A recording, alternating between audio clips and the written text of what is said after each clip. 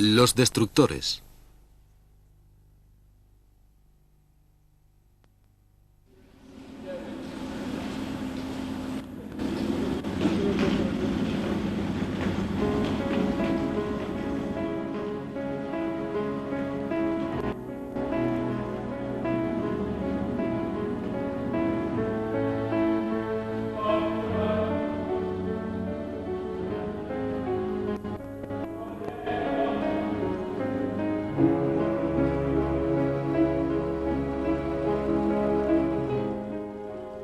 Hoy en día, aquí, bajo el sol en el Museo Aeroespacial de la RAF en Cosford, resulta difícil situar este avión dentro de su perspectiva histórica. Pero hace 50 años, esta máquina se vio envuelta en el periodo más violento de la historia. Duró 6 años.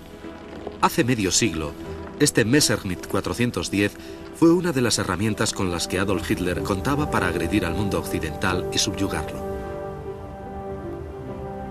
En 1942, cientos de Me-410 se abalanzaban sobre los cielos de Europa con un solo propósito: destruir a los hombres y a las máquinas de guerra que sitiaban Alemania. Estos aviones y otros de la misma clase fueron denominados con propiedad certera, o sea, destructores por parte de los pilotos de la Luftwaffe. Lo que hace que la historia de los destructores sea tan importante es que de alguna manera su evolución es comparable a la suerte, necesidades y desgracias de la Luftwaffe misma. Los destructores no fueron aviones de un tipo determinado, sino más bien de una clase entera. Por eso fueron usados en múltiples cometidos: escoltas, cazatanques, caza nocturna. Puede que fueran los más versátiles y más ambiciosos aviones de toda la guerra.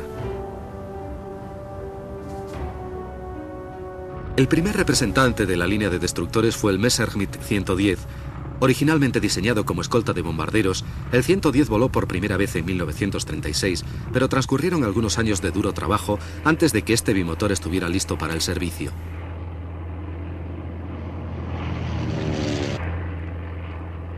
En los años que precedieron a la guerra, el mayor patrocinador del caza-destructor fue nada menos que Hermann Göring, el mariscal del Reich.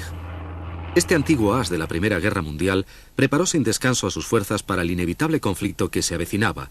Reconoció certeramente la importancia del poder aéreo y consiguió acumular el más formidable arsenal que el mundo había conocido hasta entonces.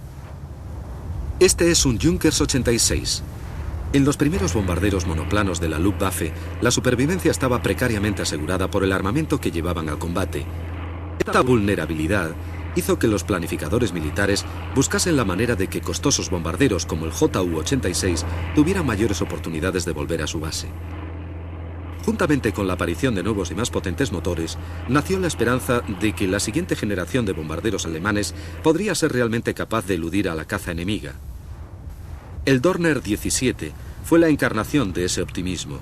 Construido con un blindaje muy ligero para ser un bombardero, era realmente veloz. Debido a su curiosa forma, el Do-17 fue llamado el lápiz volador por los pilotos alemanes que lo volaron. En la Guerra de España se les adjudicó el curioso nombre de bacalaos, quizá por la forma de sus timones de cola.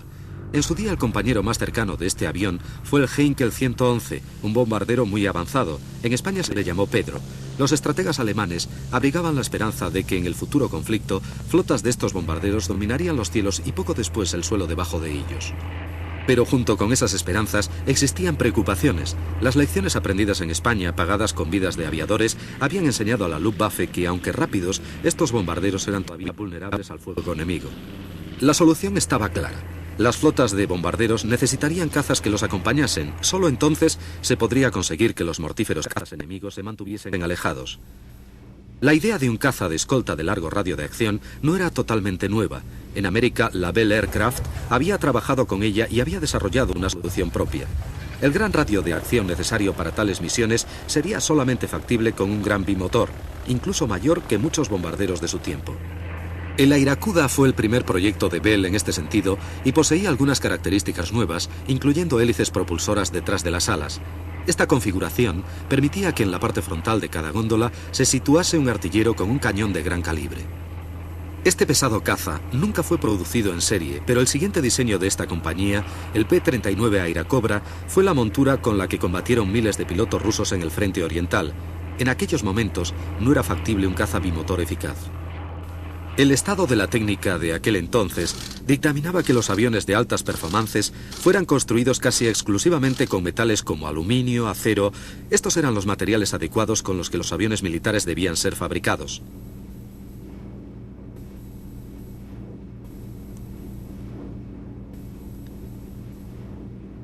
En la construcción de aviones, la madera estaba siendo rápidamente relegada al pasado. Hacia los últimos 30, la transición estaba casi terminada. Todavía quedaban algunos que insistían en aprovechar la ligereza que ofrecía la construcción de madera. Los futuros diseños confirmarían este punto de vista.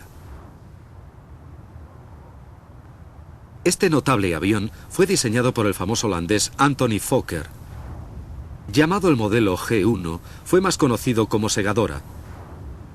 Desgraciadamente para sus víctimas, no tenía nada que ver con su ruido, sino más bien con el efecto de sus ametralladoras. Bimotor, multiplaza, de propósitos generales, se ajustaba perfectamente al concepto del destructor.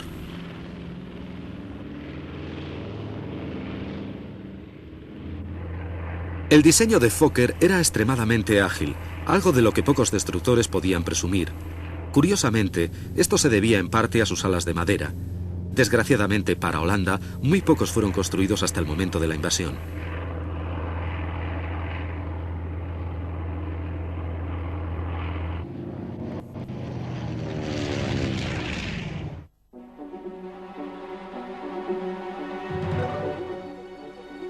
...1 de septiembre de 1939... las tropas alemanas invaden la frontera polaca con movimientos muy audaces y rápidos que siembran el pánico entre los defensores. Había nacido una nueva forma de hacer la guerra. Los alemanes la llamaron Blitzkrieg o guerra relámpago. Las líneas defensivas polacas son rápidamente sobrepasadas por las veloces divisiones Panzer alemanas. Soportando un intenso bombardeo aéreo, soldados y civiles se derrumban ante una nueva arma, el Stuka, un bombardero en picado.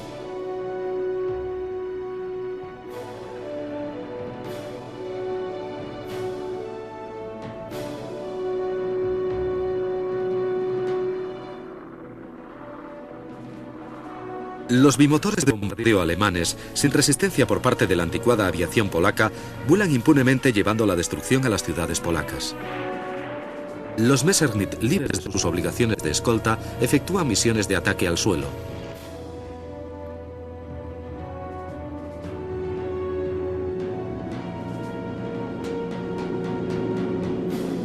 Pero Polonia solo era el primer paso. Pronto los nazis conquistaron Noruega, Bélgica, Holanda y Francia, naciones con armamento aéreo inadecuado, incapaces de contener a la Luftwaffe, que dominaba el espacio aéreo en todas las batallas que entablaba. Aquellos fueron conflictos cerca del suelo alemán. Muchos aeródromos fueron rápidamente apresados por tropas de tierra, otros se perdieron sencillamente por incompetencia. Pero al mismo tiempo que la guerra se extendía, los jefes aliados aprendieron duras lecciones y ya no habría más victorias fáciles para la Luftwaffe. El próximo objetivo era la Gran Bretaña, salvada de la suerte del resto de Europa por una estrecha lengua